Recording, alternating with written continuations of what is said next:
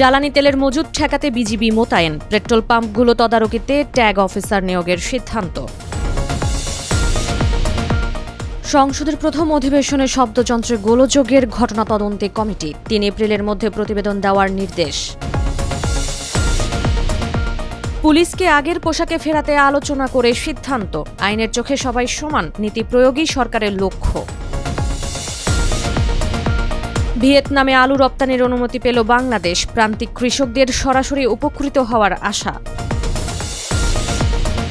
সৌদিতে মার্কিন ঘাঁটিতে ইরানের ক্ষেপণাস্ত্র হামলায় আহত 12 সেনা, ইসরায়েলের দিকে ক্ষেপণাস্ত্র ছুড়ল হুতিরা।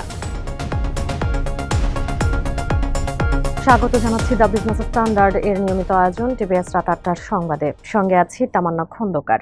দেখছিলেন সংবাদ শিরোনাম, এবার বিস্তারিত। জ্বালানি তেলের মজুদ ঠেকাতে একদিকে মোতায়েন করা হয়েছে বিজিবি, অন্যদিকে পেট্রোল পাম্পগুলো তদারকির জন্য সরকার থেকে ট্যাগ অফিসার নিয়োগের সিদ্ধান্ত হয়েছে।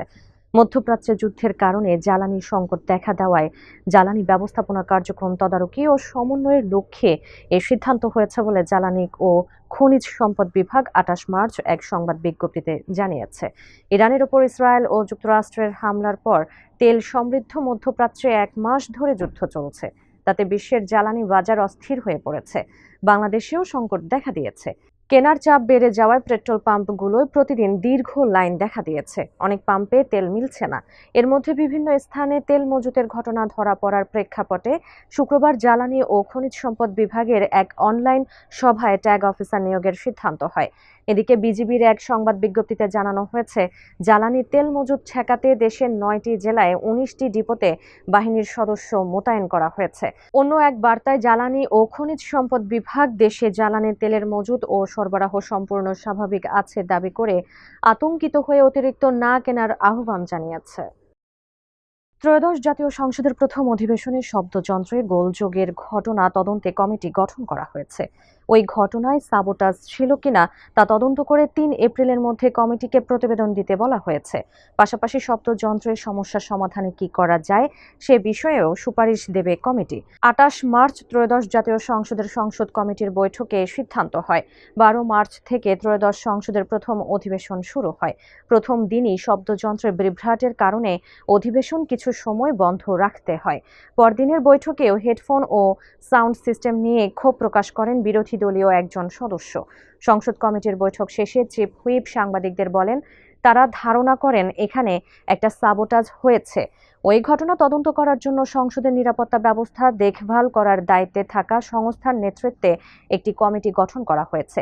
এছাড়া আসলেই সাউন্ড সিস্টেমের যে সমস্যা আছে তা দেখার জন্য বাংলাদেশ প্রকৌশল বিশ্ববিদ্যালয় বুয়েট থেকে বিশেষজ্ঞকে আমন্ত্রণ জানানো হচ্ছে। চিফ হুইপ জানান, তদন্ত কমিটি প্রধানত দুটো বিষয় দেখবে। প্রথমত, এখানে কোনো সাবোটাজ হয়েছে কিনা, দ্বিতীয়ত সাউন্ড সিস্টেমে সমস্যা কি, তার সমাধান কিভাবে করা যায়। পুলিশ সদস্যরা তাদের বর্তমান পোশাকে সন্তুষ্ট নন, এমনটাই বলছেন স্বরাষ্ট্রমন্ত্রী সালাউদ্দিন আহমদ। তিনি বলেছেন, পুলিশের বর্তমান পোশাকে বাহিনীর সদস্যরা সন্তুষ্ট নন, তাই বাংলাদেশ পুলিশকে তাদের ঐতিহ্যমণ্ডিত কোনো পুরনো পোশাকে ফিরিয়ে আনার বিষয়ে সরকারের সর্বোচ্চ পর্যায়ে আলোচনা চলছে এবং দ্রুত এ বিষয়ে সিদ্ধান্ত নেওয়া হবে। ২৮ মার্চ রাজশাহীর সারদায় বাংলাদেশ পুলিশ একাডেমিতে ৪৩তম বিসিএস ক্যাডারের শিক্ষানবিশ সহকারী পুলিশ সুপারদের মৌলিক প্রশিক্ষণ সমাপনী কুচকাওয়াজ অনুষ্ঠানে তিনি এসব কথা বলেন। আইনের শাসন প্রতিষ্ঠায় পুলিশের ভূমিকা অগ্রগণ্য বর্ণনা করে মন্ত্রী বলেন, বর্তমান সরকার পুলিশকে কোনো বিশেষ দল বা গোষ্ঠীর লাঠিয়াল বাহিনী হিসেবে নয়, বরং একটি আধুনিক সেবাধর্মী ও মানবিক বাহিনী হিসেবে গড়ে তুলতে চায়। এ লক্ষ্য অর্জনে জনবল বৃদ্ধি সহ বিভিন্ন উদ্যোগ এরই মধ্যে নেওয়া হয়েছে। তিনি বলেন, একটি স্বাধীন ও শক্তিশালী পুলিশ সংস্কার কমিশন গঠনের কাজ চলছে, যার প্রধান লক্ষ্য হবে পুলিশ বাহিনীকে রাজনৈতিক প্রভাবমুক্ত রাখা। সালাউদ্দিন আহমদ আরও বলেন, বর্তমান সরকারের নীতি হলো আইনের চোখে সবাই সমান, সে রাজনৈতিক কর্মী বা কৃষক যেই হোক না কেন। অবশেষে বাংলাদেশের আলু চাষি ও রপ্তানিকারকদের জন্য ভিয়েতনামের বাজার উন্মুক্ত হলো। এখন থেকে দেশটিতে সরকারিভাবে আলু রপ্তানি করতে পারবে ঢাকা। ভিয়েতনামের কৃষি ও পরিবেশ মন্ত্রণালয় সম্প্রতি এই অনুমোদন দিয়েছে বলে জানিয়েছে হ্যানয়ে অবস্থিত বাংলাদেশ দূতাবাস। ভিয়েতনামে নিযুক্ত বাংলাদেশ দূতাবাস এবং দেশের বাণিজ্য, কৃষি ও খাদ্য মন্ত্রণালয়ের সমন্বিত উদ্যোগে গত মে মাসে নিবন্ধনের আবেদন করা হয়। দীর্ঘ প্রক্রিয়া শেষে ভিয়েতনাম সরকার বাংলাদেশকে আলু রপ্তানির চূড়ান্ত অনুমোদন দিল। ভিয়েতনামে নিযুক্ত বাংলাদেশের রাষ্ট্রদূত লুৎফুর রহমান এই অর্জনকে একটি বড় মাইলফলক হিসেবে অভিহিত করেছেন। তিনি বলেন, এই সিদ্ধান্তের ফলে বাংলাদেশি আলু রপ্তানিকারকদের জন্য যেমন নতুন দিগন্ত খুলেছে, তেমনি দেশের প্রান্তিক কৃষকরাও সরাসরি উপকৃত হবেন। ভিয়েতনামে আলুর ব্যাপক চাহিদা রয়েছে। এই রপ্তানি কার্যক্রম শুরু হলে দুই দেশের মধ্যকার বিদ্যমান বাণিজ্য ঘাটতি অনেকাংশে কমিয়ে আনা সম্ভব হবে। রাষ্ট্রদূত আরও আশাবাদ ব্যক্ত করেন যে আলুর পাশাপাশি তিল সহ অন্যান্য কৃষি পণ্য রপ্তানির পথও এতে প্রশস্ত হবে।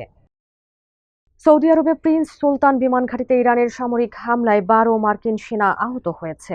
তাদের মধ্যে দুজনের অবস্থা গুরুতর।